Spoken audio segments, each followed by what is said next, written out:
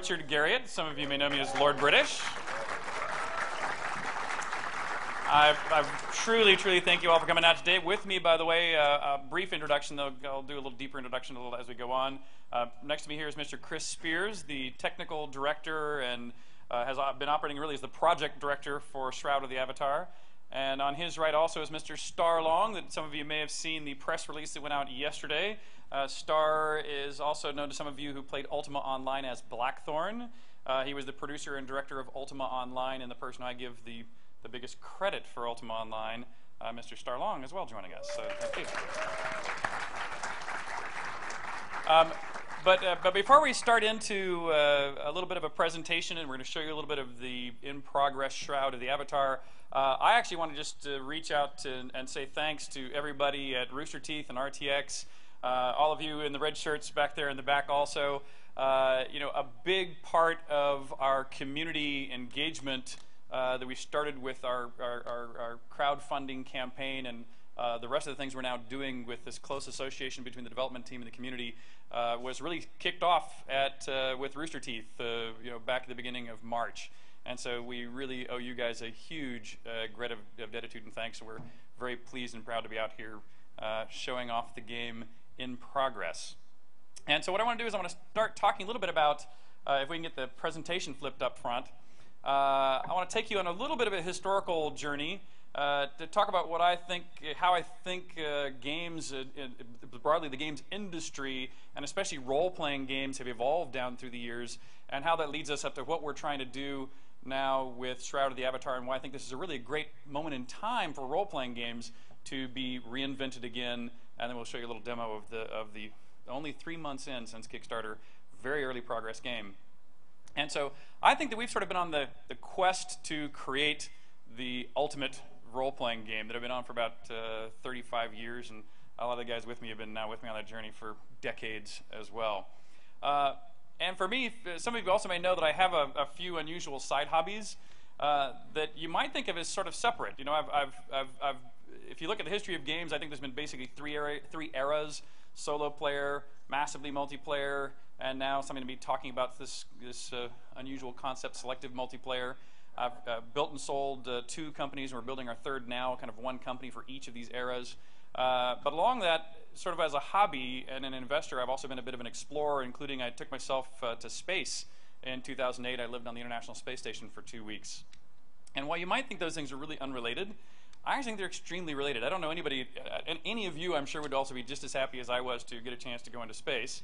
And I actually believe that exploration of virtual worlds and explorations of the real world are equally fulfilling. And I find that you know, going out in the real world, and whether I'm exploring a real world or exploring somebody else's virtual world, it inspires a lot about the creation of the virtual worlds that we create.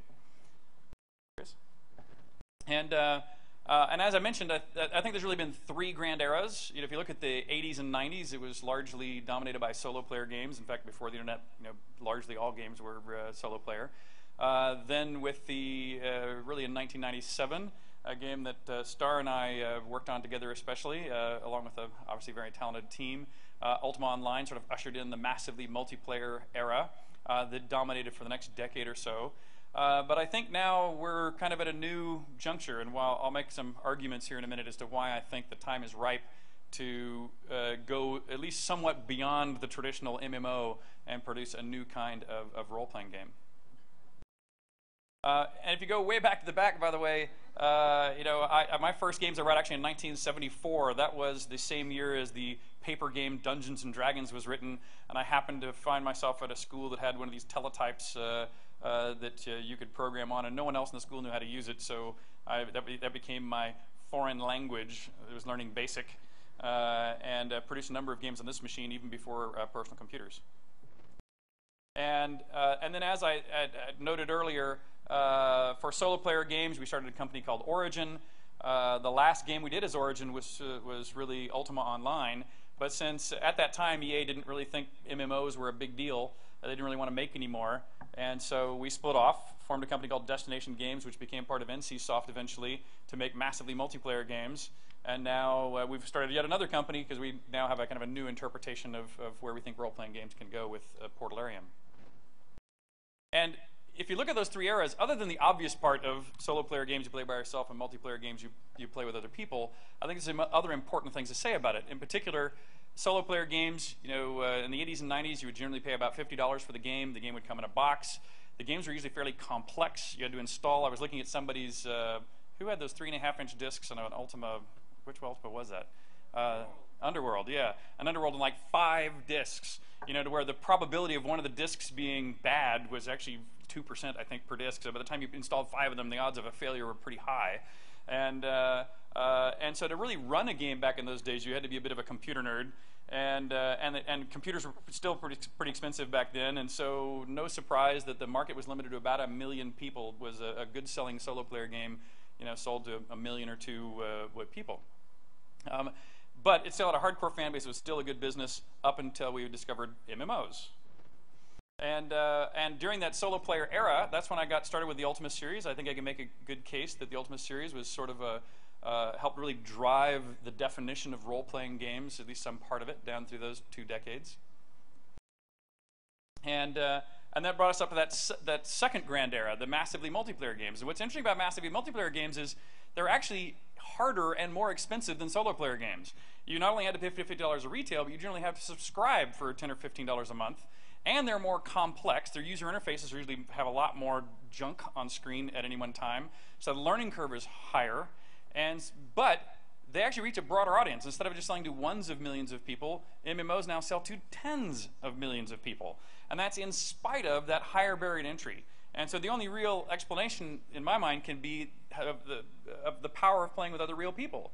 It's so much more compelling to play with other people than just alone that people are willing to suffer through more cost and more difficult play. And during this era also, generally speaking, you would still buy games, if not at specifically a computer software store, through still physical goods largely, even if you got it through someplace like Amazon. And it's funny that for those of you who are familiar with Ultima Online, which I know a bunch of you are, our pet name for it prior to it ever coming out, we called it Multima, multiplayer Multima. And so I can't remember when it switched to Ultima Online exactly. Do you remember? So it's still pretty early in the development. But as some of you know, that's still to this day the longest running MMO. It still has a couple 100,000 people that play it to this day. And that sort of brings us over to the third era. And my case, it goes like this. I say, look, at this point in time, most people already are now to the point where you don't really need the physical goods. I mean, other than the cloth map and things I know I want to get in your hands. But I mean, you don't need to go to a retail store. You don't need to buy it in a box. You want to be able to just download it. You generally want to be able to at least try it for either free or for some relatively modest cost. Once you know you really like to play it, I don't think people are offended by ultimately paying for their entertainment. But as long as you are downloading things and getting a chance to at least taste them for free, it also means that they can't be that complex, because if the instructions are too hard, if the installation and the process of getting your character started are too hard, and you've not invested anything up front, your tolerance for that pain is much lower than it was in the MMO era. And so I think a lot of the free-to-play MMOs that have been flooding in the market are exactly the wrong kind of game for the future. I've played tons of them myself. They all look beautiful. You spend, the first hour creating your character, the second hour in a town outfitting your character, and then you see the same old exclamation points over everybody's head, and you get the same quests, and you go out on the level 1, mining fields that are just outside the town, and you wash, rinse, repeat. And after investing 3 hours or 4 hours into something you didn't pay for, and it does look good, but it's not any better or any worse than 15 others that you've played in the recent months. And thus, I think, is causing this stagnation and failure in the market of a lot of the recent MMOs. But there are some things, though, that have come out recently that I think can save the day, so to speak, for what you used to call massively multiplayer games. One is that you still love to play with other people, but more particularly, you love to play with people you know. You love to play, while it's fine to see strangers and you want to meet new people and you want to be able to engage both friendly-wise and with unfriendly behavior with strangers, you want to make sure that your actual friends are there all the time. And your actual friends aren't necessarily going to be logged on at the same time you are. And so you also want to provide good asynchronous gameplay features to make sure that you can visit your friends' houses or their shops or other things in the game to make sure you can support each other even when you find yourself not online at the same time. And if we can do those, we can wrap those into one game, and we can provide the solutions to these problems, I think now we can get to an even larger audience than we had before. In fact, I think that, we go from tens of millions that potentially we're getting into the hundreds of millions if you look at the number of gamers we now have globally that are willing to play games. And that brings us over to Shroud of the Avatar. And in particular, we're inventing a new way of organizing people in the game that we're still looking for a better term for, and we're credited rightly or wrongly with inventing the elegant term MMORPG, and hopefully we can come up with something a little better than that, a little less of a tongue twister, less of an acronym. But my acronym du jour is Selective Multiplayer. And what I mean by that is, if you think of most MMOs, one of the first things you have to do is you have to decide what shard you want to play on. But the problem with shards is that all of us, even in this room, have some kind of continuity of the connections between us that really mean if you ask who is a friend of who, you'll eventually get to everyone in the whole room, that we all have connections to each other.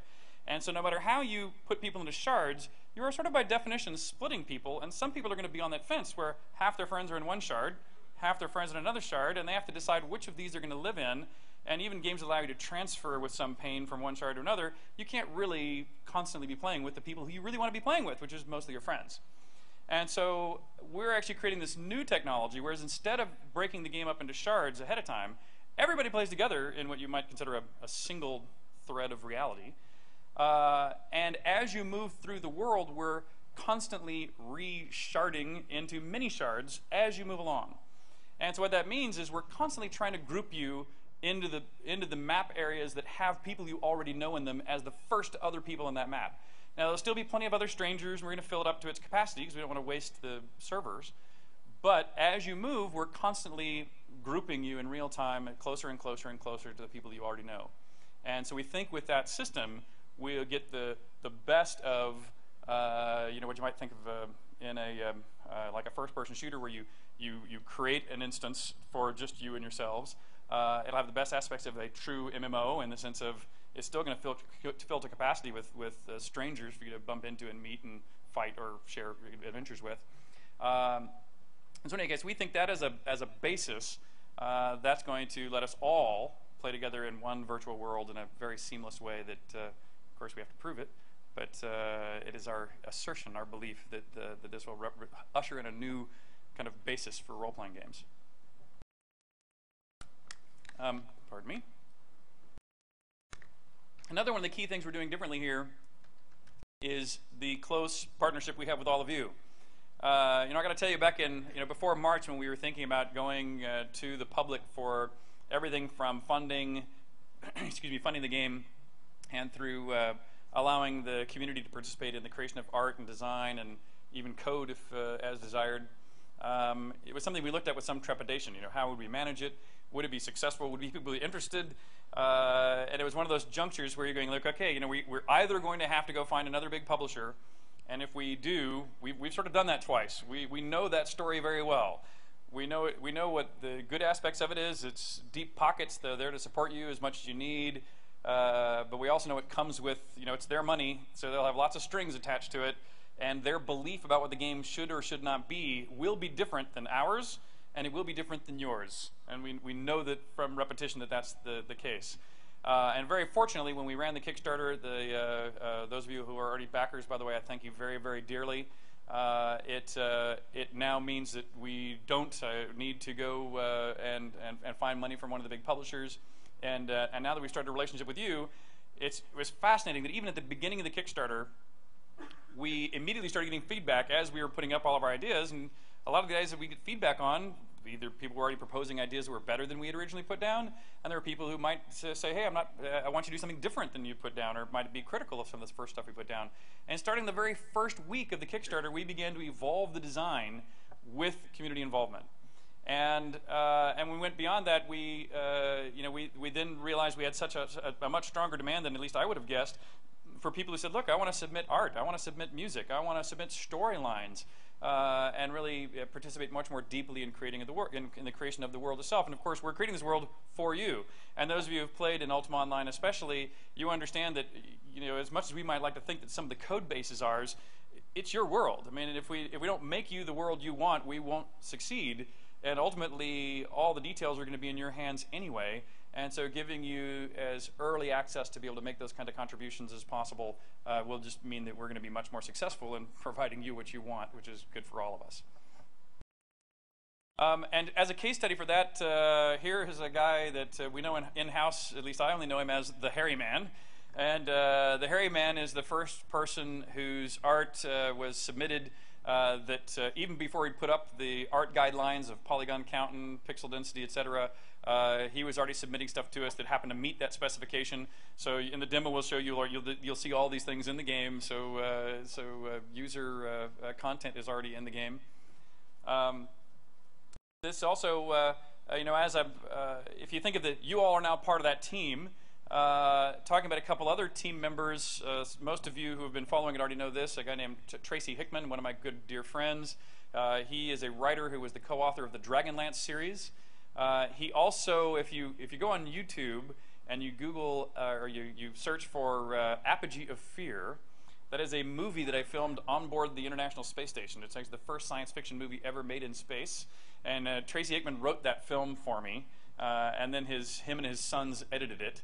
And in any case, you'll either find it hilarious or you'll think of a complete idiot. So it'll be up to you to decide. But he is now joined us as the chief architect of the main story within Shroud of the Avatar, and I couldn't be more pleased to have him on board with us as a project. The other person who I already introduced briefly, Star Long, who again, for those of you who played Ultima Online, know him as Dark Star. And as I mentioned, he was the character Blackthorn in Ultima Online. But I got to say, Star he joined us at Origin when he was much younger. We were all much younger. You know, in fact, I had forgotten the story you told earlier about how you answered the ad in the newspaper to become a QA tester, and you know, which is kind of the classic way to get into a computer game company. But by the way, this guy's rise through our company was meteoric. I think he went from, you know, QA to being a project lead in QA to joining the Wing Commander team, I think, first. Or what other projects? No, it was you. Did you go straight to yeah, 2.5 years to be a director. So yeah, from 0 to 2.5 years to being a project director. So anyway, phenomenal. I'm very pleased and proud to have Starlong on the team, and I'd love for you to say a couple words if you'd like. Thank you, Richard. Always kind words from you. I'm incredibly excited to be working on this project, and there are innumerable reasons, so I'll try to keep it brief in the time we have.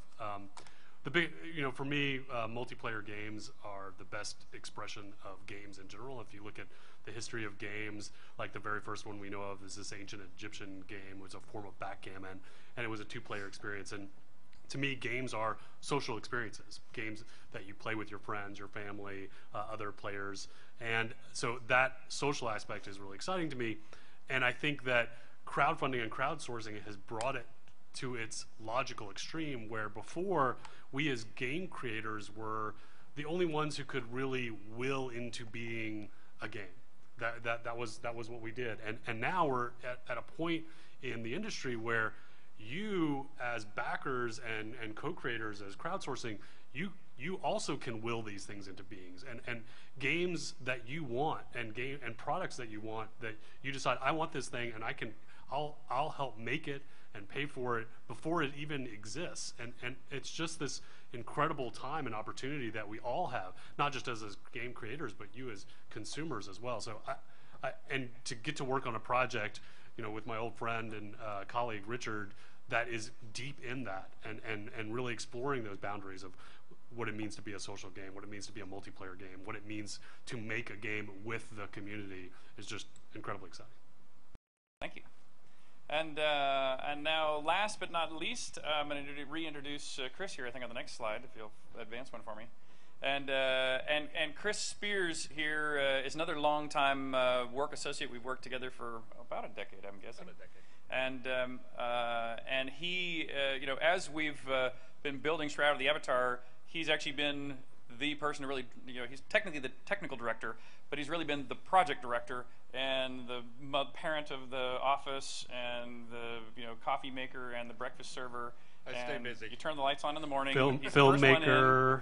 He's the first guy in the morning, and he's the last guy out every evening. I think every day. I don't think there's ever been a day that I've been in, and I try to be in there as early as I can too. I don't think I've ever beat him in or beat him out. I appreciate you reminding my wife of all that, by the way. I hear enough about that. No, I take that back. But anyway, very pleased and proud to have Chris here on the team as well. If you would feel free to make a few comments or jump right into the demo as you see fit. I'm sure we'll take questions afterwards, but I just want to say if there's any game developers out there, I know one of the things I've had from my friends is they've been shocked that I've been excited to actually work with fans on things. Just as a long time, maybe it's the egos in the game industry or whatever, but there's anytime you talk to a game designer, it's like, oh, fans, they don't know what game designers are. But the thing I found is it's not that we're getting just every idea is great, but it starts a lot of discussions onto things, which lead to great things.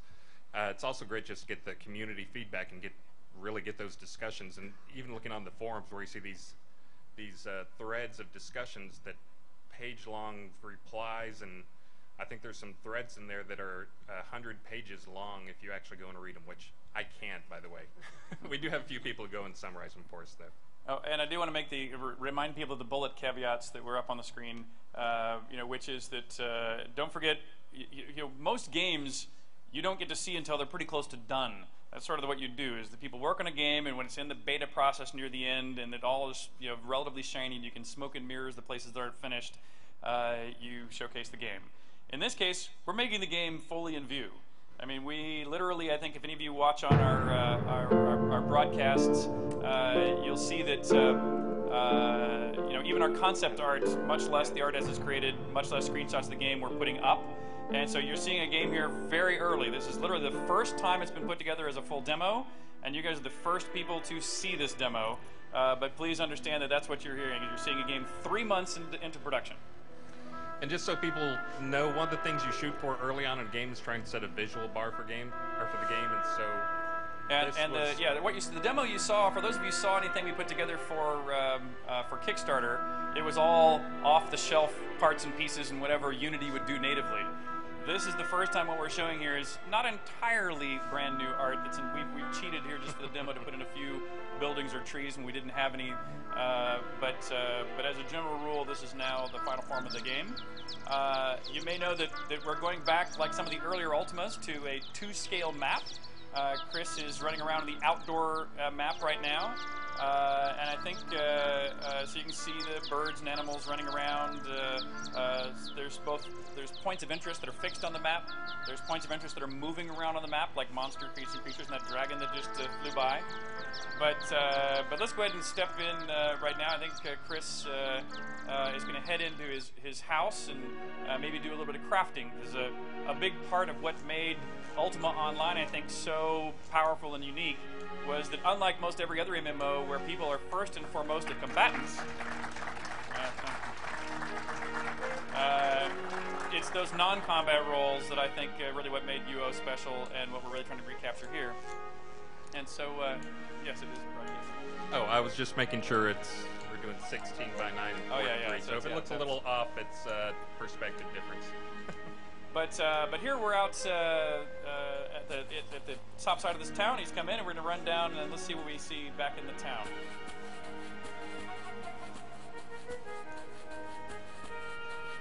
And as we come into town, there's a tavern here on his right, Fire Lotus's Tavern. For those of you who've been following us in our blogs, you saw that being drawn in real time. We'll go back and visit Fire Lotus's Tavern here in just a minute.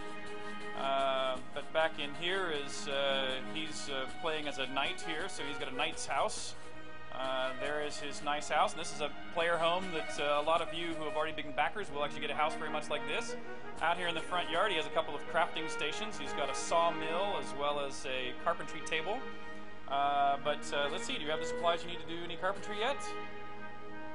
No, he doesn't. So actually, he might have a little bit. He's not supposed to have enough. But since he doesn't have what he needs, let's head off.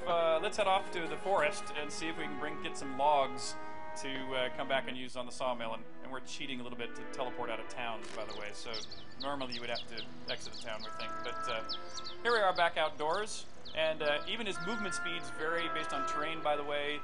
The roadways are very safe, and you move very quickly. Off-roading is a little slower, the wood's a little slower. Like we mentioned, there's both the fixed points of interest, like the town or a dungeon. There's mobile points of interest you saw, like the animals. But also there's random encounters that can just pop up and based on the terrain type. You can go to any of those outdoor tiles you can zoom into and see it at a more detailed level. So that's what he just did here, is he's just jumped right into this forest area. And he's going to look for a special tree to make is particularly good for making furniture. We named it Francisco. What did we name it the other day? We called it a fireleaf tree, right? Wasn't that what we named it at the office the other day? But but along the way though, he ran into a couple of spiders, it appears. Oh, and while he's there, he can loot the corpse, of course. In this case, he's getting some venom sacks, which you might be able to put to use in a little crafting a little bit later. Those giant pine cones that he's running past there are just showing you that we have physics objects working in the game as well. And there's one of the trees up there on the side of that hill that he'll go up and see if we can't harvest some logs from to go and do a little bit of carpentry.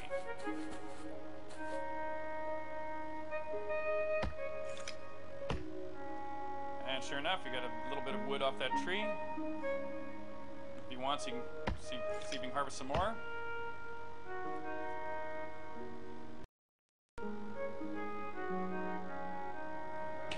And up and down goes the tree, so that means we've used up the resources available on that tree for now. But let's see if we can take this back to town and see what we can make.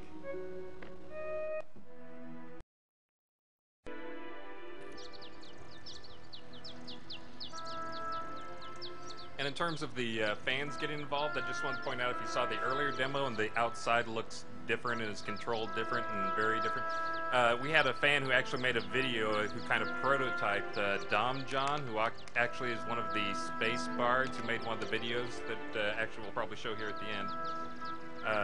But he sent a video prototyping of what he thought would be better, and we actually integrated a good chunk of what he sent us in terms of it behaving more like it does inside the towns and being able to scroll the camera around and move things around.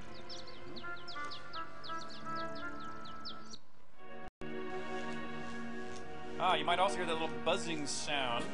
That's the Tesla tower that's over there. So a lot of the major cities that happen to be near easily available energy sources, falling water up in the top mountains for wind, geothermal locations, we're allowing those cities to offer a little better protection than some who don't have that level of technological advancement, shall we say. And so this town is, relatively speaking, free from invasion. The overrun of towns, including the ones where you live, is actually a big part of the storyline of this game, so real estate in this town might be a little more costly than some others. But here we're going to the sawmill. He pulls out a log or two on the sawmill, and by the way this works is, you notice he's not going to a recipe or a spell name or anything else. He's not going to a list of skills in his inventory. He's just putting out the ingredients that he thinks he would like to use in operating the equipment. So if you think of it, if you actually know the recipe, you should remember that, okay, if I put logs on the table, I get some boards. If I put boards on the table, I get some dowels. And then it's up to you to use the devices to create the subcomponents that you need in order to be able to make the new pieces. So I think he's gotten what he needs here off the crafting table. Off the sawmill. And now he'll go over to the carpentry table. And now with the carpentry table, he happens to, at least if I remember correctly, it takes 2 boards and 4 dowels to make a chair. And so he puts 2 boards and 4 dowels out on the carpentry table. Puts it to work, and he gets one little tiny chair stuck over in the corner, but you get the general idea. And so now we can take that chair back, and let's go explore his house, and let's see where we want to put down a chair and what the best place to have a sit might be. And by the way, since this is his house, you can redecorate everything you want, anywhere you want, not only within the structure of your house, but within the boundary of your owned property. So your ownership is a lot, and so that way you can put things in the garden and flags or totems or whatever you might want on the inside or the outside. And then as you move things around, I think he's got a chair there in the scene, and so we already have it to where you can redecorate as it is, and he can just in 3D push things around on the floors, the walls, as would be appropriate per item. But let's go back up on the top and just take a look around, and you can see through this town some of the different kinds of houses that people have. And I can see let's see, is there a wizard's tower over there somewhere? There's a wizard's tower. And there's a druid's house around somewhere else in view on one other side. But at least a few of the fun new forms of housing are beginning to go in as well. And here you can put the chair out, wherever strikes his fancy, and go have a seat. I don't know if, for people who've played Ultimas, even the earlier Ultimas, sitting in chairs was always like one of the holy grails. It was always hard to do, especially in tile graphics. Man, it was really hard, and so sitting was always a big deal for me. I mean, I know a lot of games do it these days, but you don't know how much I struggled to make sitting work in those early games. Okay, so let's go have a drink. We just did some hard work building the chair. Must be time to go visit the tavern and quench our thirst.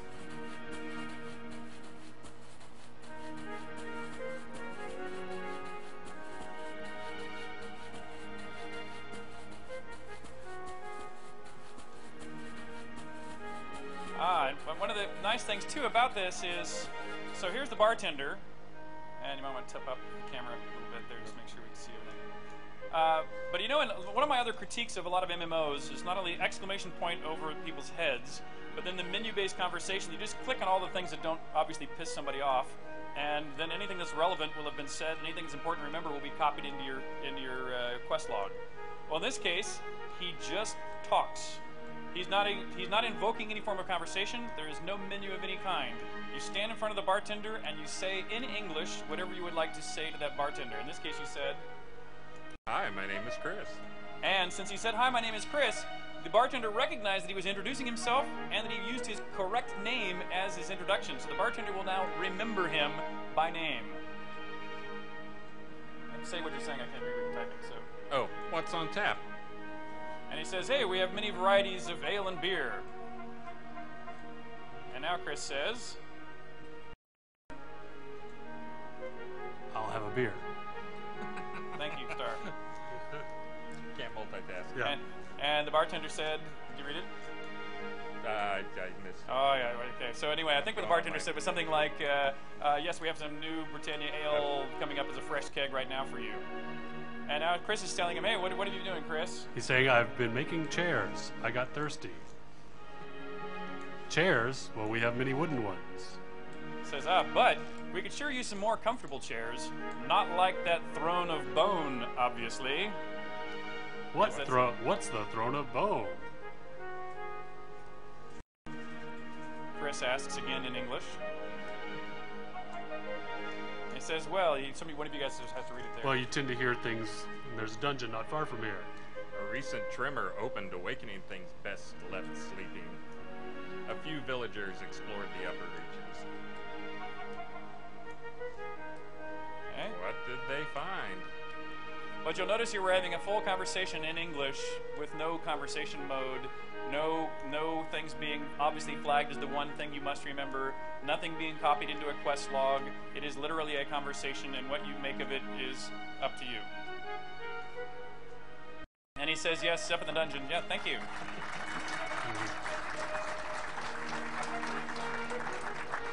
And so now... Said cool story, bro.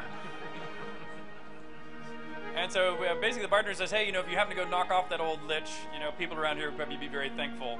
And so basically you've been told you've sort of been sent on a quest. But again, it's up to you. So in this case, let's go see if we can dispatch that lich and find that throne of bone and maybe bring it home and call it our own.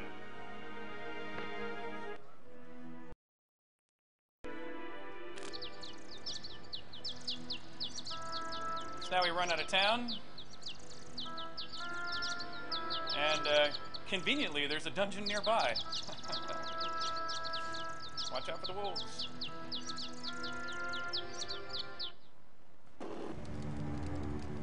Okay, so now we're in the crypt, and we'll see if we can find our way down into the Lich's lair.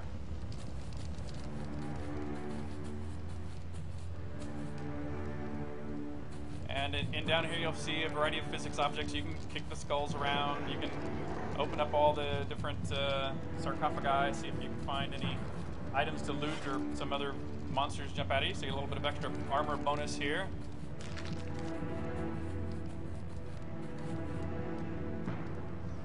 I think it's also worth mentioning the crowd sharing stuff that we're going to be doing, because this dungeon set will probably be one that we're going to share completely. Yes, that's a good point. You know, when we're asking people to share art with us, for which we're anybody's art we use, we're paying them for that art. But we're also doing the reverse, which is we find that when we go look through, for example, at dungeon sets, it's actually pretty hard, even in looking at 3D asset stores, to find really good, complete modular dungeon sets that we think are at the professional level. And so anything that we're having to go build because we can't get it crowdsourced, we're going to put right back into the community. So we're sharing our art back to all of you as a thank you for people also sharing art with us.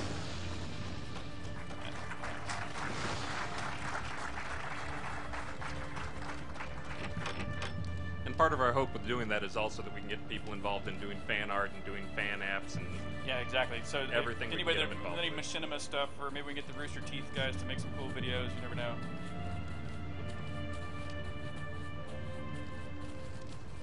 Watch out! We're gonna run by these guys as we're running along here. Yeah, so he's gonna zip through here at a fair clip, but obviously you can see there's plenty of combat. Oh, that was one thing I meant to mention about combat. We actually have this is combat version 1. Stand toe to toe and hit each other till you're dead. That is clearly not the concept we have for combat. Oh, and this is a puzzle that we ought to mention here too, by the way. This is again just an example of the puzzle solving we want to make sure we put into all of the scenarios of the game. This one is a puzzle where he has to turn all of these torches to red from the more sinister blue, and if you go around and do it in an efficient way, or not. So he's going to try to, each time you touch one of the torches, it turns some of its neighbors to various colors, and we'll see if we can figure out how to, what you did. You got the door open on the far end of the room, but also he's now being attacked by the guards. But the combat that we're developing, oh, that's another very important thing to point out. Most MMOs, you see a lot of user interface on the screen. And you notice that the majority of this demo, you've seen effectively none. All you've seen at the bottom is usually your hit points and mana bar and an experience point bar underneath that. Now, while he's in combat, you see a little bit of a shortcut bar along there, but nothing in the shortcut bar yet. But that's our whole intention, is that nothing is on the screen unless it is absolutely necessary. We're trying to completely make the game as devoid of UI as possible. And yeah, thank you.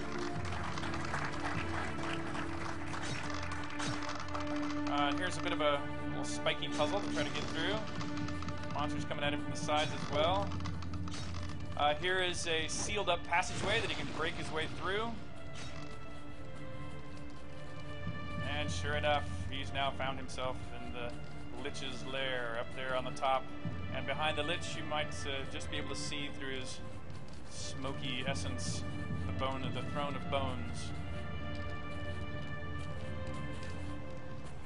And of course, we have we're in the primitive combat era of the game. So the Lich has yet to have his special attacks and special effects and things of that nature. But you at least can kind of see where we're headed. Oh, and the skeletons have followed you in. I have a suspicion you might not win this combat for the first time. Poor Lich.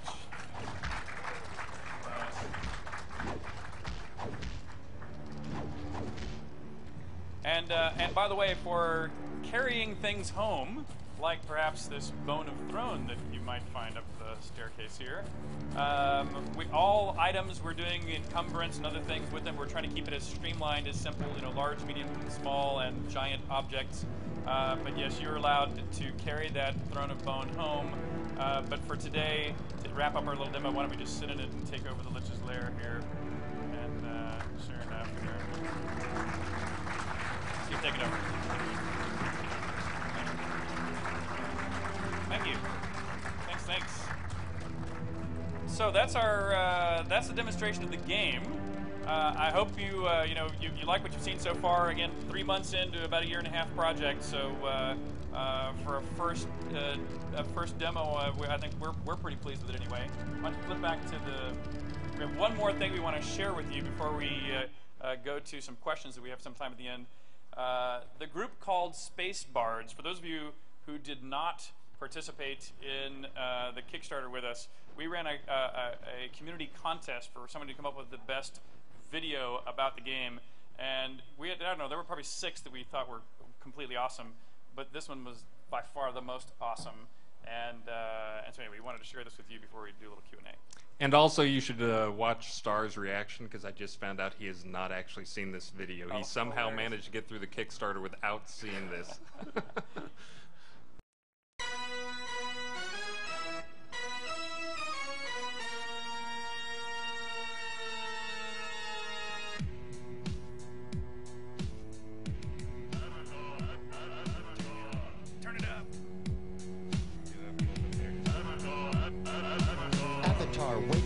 Rise from your slumber, a new game coming out. Lightning and thunder, it's Lord British. He's back in the thick of things, cause the current trend of games is sickening. Call 'em modern Black Ops, Battlefield garbage. Sitting here, my face redder than the Guardian. Shroud seems cool, EA isn't part of it. Maybe it won't come out half avatarded. Now it's kickstarted, everybody asking more questions than a gypsy in a wagon. Haven't played Ultima? You really got to, you only live once, YOLO. Not you. Lord British comes, Lord British comes. Tell the whole world the bells have rung. Grab your club maps, embrace your brain. Shroud of the Avatar's gonna be insane. Lord British comes, Lord British comes. Tell all your favorite friends to come. LB's back, I'd sell my soul just to meet every one of these stretch goals. Where you been? Did you walk through a moon gate? I'm still with the homies, Shamino and Dupree. Still in U7, that's all I wanted to play. Got to say, that's my favorite to date. All started off with a Calibeth, and since we've been waiting with shallow breath. Hear ye, read all about it. LB's back and the Avatar is shrouded, but he wasn't in Britannia Manor, chilling, just waiting for the fans to hand him millions. He's no has-been, he's back on the cloth map. He don't give a giant rat's ass. Aw, snap. Lord British comes, Lord British comes. Tell the whole world the bells have rung. Grab your club maps, embrace your brain. Shroud of the Avatar's gonna be insane. Lord British comes, Lord British comes. Tell all your faithful friends to come. LB's back, I'd sell my soul just to meet every one of these stretch goals.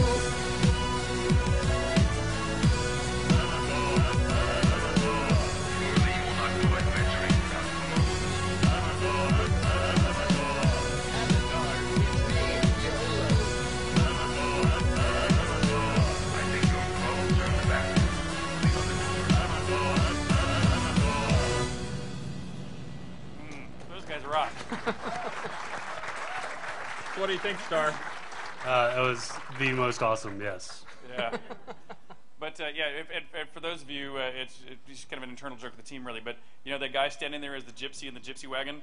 When we first were doing the UI for the avatars, what do we call that? His inventory. That was the image. So up until just before this demo, that was the avatar. Was that guy as a gypsy? But in any case, thank you all so much for supporting us in the past. Thank you all so much for coming out here today. If we have a little bit of time left, how are we doing on time? We've got about 15 minutes. Okay, then we'd be happy to take some questions if people have any. And there is a microphone right there in the center in the back. So feel free. There's a race. There were 2 panels I didn't get to check. Yeah, go ahead. So I did not get to participate in the Kickstarter. Are there any options available for those of us who might have missed it? Absolutely. And if you go to the shroudoftheavatar.com, and you'll see the wide variety of ways you can still participate. We did some special things for the people during Kickstarter, and what we're trying to do to make sure people join as soon as they can or are willing willing or interested, is we're going to be running some specials each month. So I can't remember if it's already up on the website, the July specials. It is up. Yeah. Okay, so you'll see we have a whole bunch of new stuff that we're giving out just for the month of July, really in celebration of Star joining the team. They're Dark Star themed items that all of our previous backers, plus any new backers during the month of July, will receive. Thank you. Also, my friend told me to say hi. All right, friend. Hi, friend. Hello. Hi. So I noticed the string passing system and the whole conversation system that you guys have in there. How detailed is that going to be? And are you guys going to do some voice communication as well, or just typing? Chris, why don't you take that one since it's a technical question?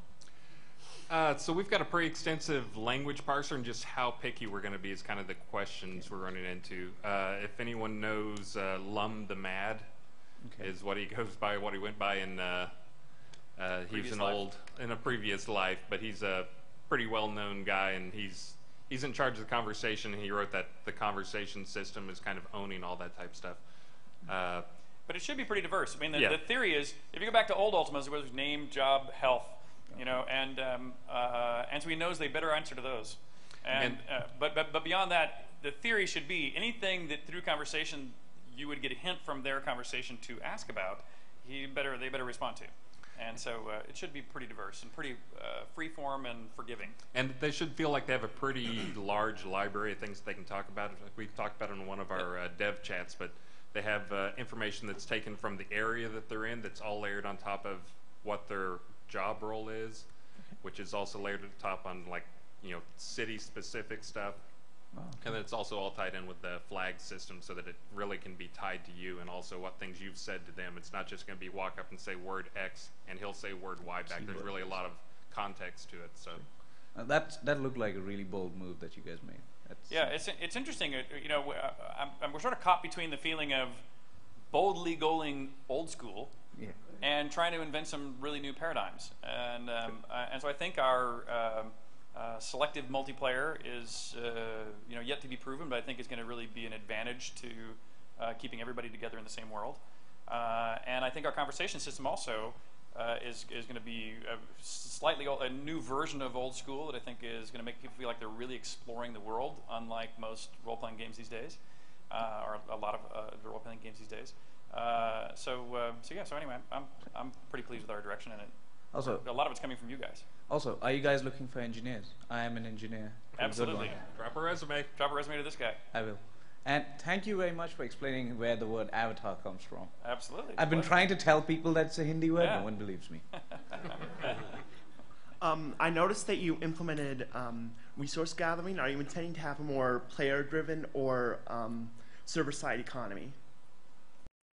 It's going to be mostly player-driven. There's a large amount of crafting involved in the game. We're kind of looking at that as one of our equally important to combat and the adventurers and trying to balance the economy. I was just having a conversation with some people out here before, but it's going to be very player-driven. There's going to be, most items can be crafted, and it's not just going to be go out and find loot off creatures and bring it back. There'll be some of that, but it's also going to be very player-driven and also locality-based as well.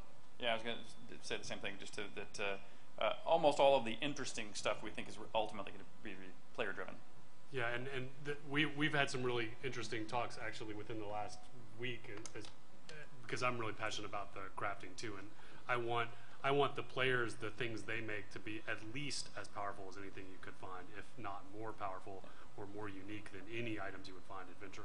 And that's one of the reasons as a team we're so excited to have Star back on the team. You know, Ultima 1 through 9, I kind of think we're kind of cool, but Ultima Online and the professional interrelations between crafting and supply and demand still stands as I think one of the best ways that's ever been done. And Star is the guy that really drove that. And so having Star back on the team, I think, is going to really make sure we succeed at that part of this mission way better than we could have before he was stiff-armed into rejoining us. Thanks. Mm-hmm. There's a lot that I want to know more about this. I'm very excited about what I see so far, but I'll stick to what I know. What I was listening for was, the music and the sound. So far, it seems like it's just MIDI and sound libraries. Will that move to more traditional Foley and recorded orchestration, or will it be mostly what we've seen right now? You want to answer technically, and then I'll answer an art question. So in terms of filling out the teams, we mentioned we just got funded 3 months ago and really just got started in earnest 3 months ago. One of the positions we haven't filled, and we're not sure when we're going to fill it just because it's something that can be put off till a little later, is our audio engineer. So that's something that if it feels like last time it was programmer, art, and bad audio, this time it's just bad audio. We've actually got some real artists on the team. So we'll probably be filling that position. Hopefully that'll be a little more respectable. And from an artistic standpoint, it's interesting. As I reflect on Ultima music, my favorite Ultima music is actually from Ultimas 3 through 6, by music made by a guy named Ken Arnold. And when we had very simple 3-voice music, it was because it was long enough to not feel repetitive, but melodic enough to remember. I can still remember most of the early Ultima music, and I'm sure a lot of you who play a lot of Ultimas probably could say the same thing. Plus, for example, Stones by YOLO is another piece that it's hard to get out of your head. And so, even though I'm perfectly fine to do orchestration, I'm actually less worried about the technology of its delivery as than I am about that fundamental aspect of its of its composition. And so, I'm going to be looking for early Ultima style melodic composition, but we will also be looking for highly detailed Foley work in the actual sound effects of the environment. How rich the environment sounds is a huge part of the suspension of disbelief, and mood setting and things, as you must know based on your question. All right, thanks very much. Hi, I'm looking really forward to what you guys are coming up with. I kind of got on the Ultima bandwagon a little bit late in life. I'm going back and kind of doing all this. So it's really cool seeing all this stuff as it's coming out. Excellent. My question was, I know that's, you're only 3 months into this, but if you started talking about character advancement, 2 examples, like when you're talking about advancing in other games, I mean, the Warcraft model is more numbers, more numbers, more numbers, more numbers. How many numbers did you see? None. Yeah, that's a good point. And on the other end, we got, I guess you could say, the Skyrim one, which is where you got those sets of armors and then you use them for a long time. There's not too much difference depending on what you're wearing. It's message just you playing the game. I was just wondering, is there anywhere in that scale you guys are trying to sit towards, or you got something else? Well, I can tell you for sure one that we're very much away from, which is the World of Warcraft model. We're definitely not doing the exponential growth of anything. 500 plus strength. And we haven't. Thank you. And we haven't set the fundamental internal numbers even remotely at this stage. But in our discussions, we're definitely looking for something that's pretty flat. And one more quick thing. Are you guys thinking about distribution yet, like through Steam or Origin or something like that, or are you just going to try and self-publish? It's the first time I've heard somebody say Origin to me in that context. It's very, very disconcerting. Very freaky. Yeah, but for those of you who don't know, our company was called Origin before it was acquired by EA, and then they ran us all off. And so to have it come back as now they're using it as a name for a way to digitally distribute products from our company, it's like, what? No, we've thought about it, but we don't have a complete plan yet. We're going to have to get further along. We're going to stay as independent as possible as long as possible. But in the end, of course, we want to be as widely distributed as possible. And whether that's Steam or Origin or any other traditional or nouveau ways are yet to be determined. All right, but fundamentally, we will allow it to be digitally distributed. But we'll also ship packaged goods for cloth maps and other stuff. So and by the way, even if you buy it digitally, we'll still find a way to get you the cloth map and other trinkets. So fear not. That was one of my first mantras. One of the first battles I think we ever had was, "Damn it, we're going to have a cloth map." There's no debate on this subject. There's going to be a cloth map. I think we have 5 minutes left, so yeah, let's take a few more here if we can. Well, you just answered one of my questions. I was going to ask if we're going to have a physical distribution. Yep. And secondly, you mentioned player shops and you showed some player housing. I was wondering if, along those lines, would there ever be like player-owned taverns or inns in this game? Absolutely. So we think all the best things will happen when you give control of as many aspects of the game mechanics to players as we can. Okay. Thank you. Absolutely. Thank you.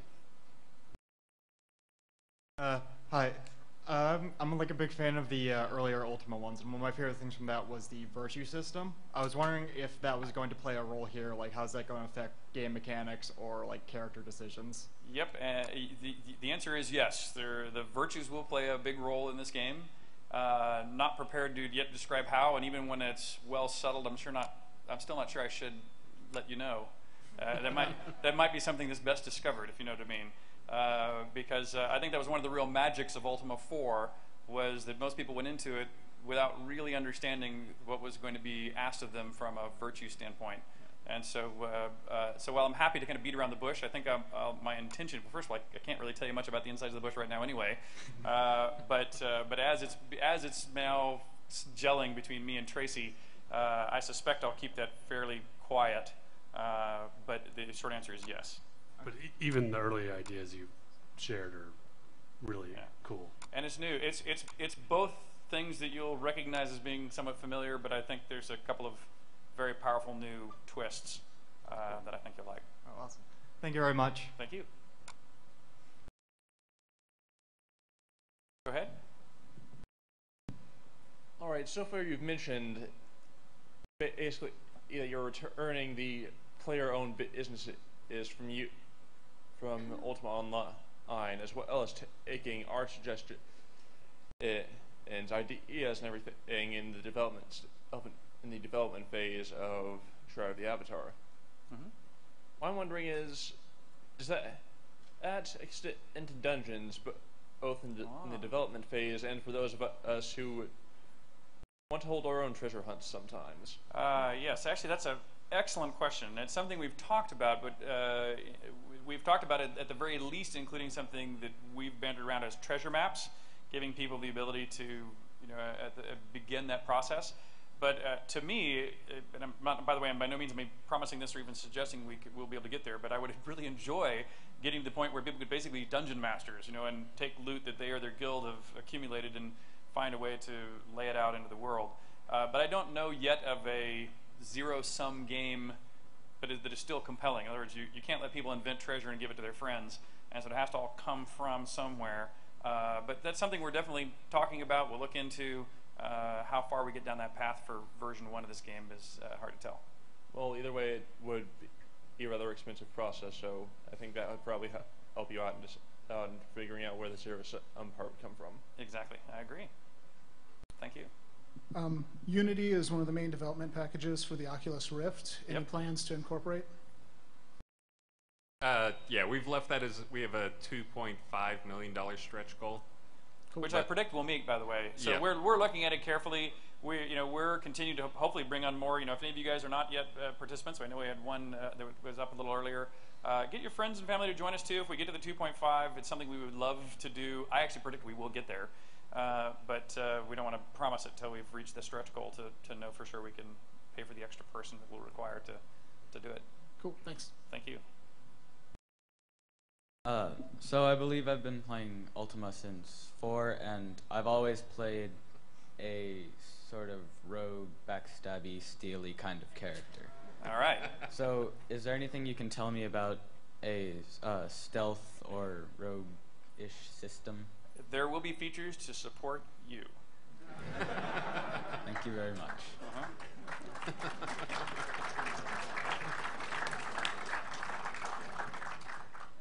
Hello.